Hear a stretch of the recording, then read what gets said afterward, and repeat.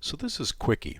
Now it's a way to put together a bunch of different types of media: video, tweets, articles, images, visual, audio, all different types of sort of these web media that's out there. And how do we put it together and make it sort of exciting and interactive? And I think Qwiki's done a fairly decent job in doing this.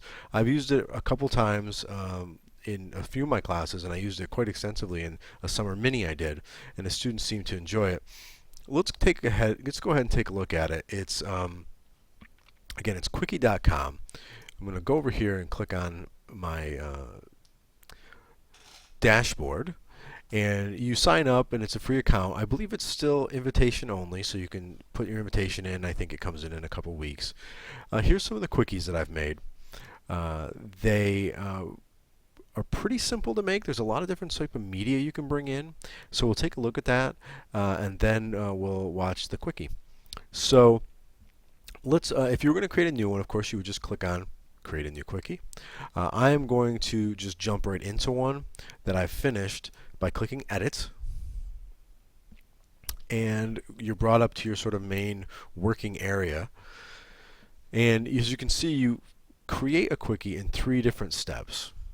1 is adding your content, 2 is narrating your quickie, and 3 is setting the timing. Now, the timing is just where certain pieces of content will pop up while you're giving your talk. You can either add just audio, or you could do video as well, or you could actually just do text.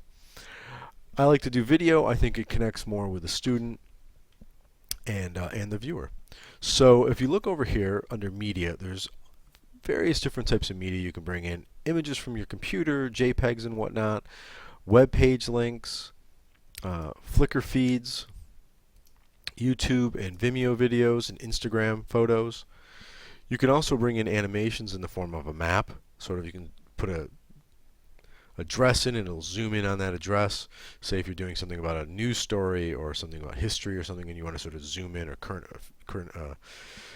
events, zoom in. You can take a look at that area. A Twitter feed, so it always updates. Some text, just sort of text on the screen. An article, and a gallery, and a photo job. So let's take a look at what some of these media are. Now this will probably be a 2-part video, just because they're easy to create, but there's a lot of different types of content you can bring in. And that's what the creators of this site and the creators of this medium tried to do: is how do we have all these types of web media? How do we create something that engages the viewer and keeps them interested in, and they interact with your presentation? And let's take a look at some of these now. Let's go to an article.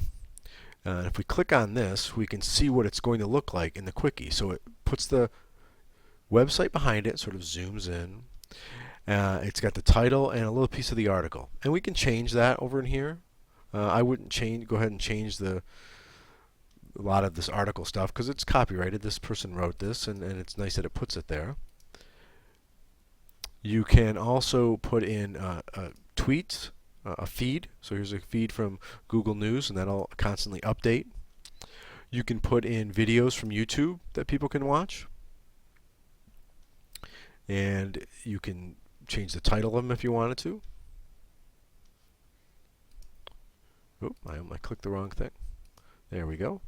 You can put in, here's that map I was telling you about. So it zooms into the address that you put down. You can put your website in so they can click on that. You can put in just a graphic, just an image. And actually, I think I'm going to change that to fit and cover. And then you can get this animation happening. You can put in, like I said, just various websites. Where's the website from? There's Google. Here's just Google's website. You would click here to get into Drive, and you can have a little animation playing. So you can put in all these different things. It could just be all photos. It could be all video. It could be all articles. So you have all these different bits of content. Now, the next stage is to narrate your quickie.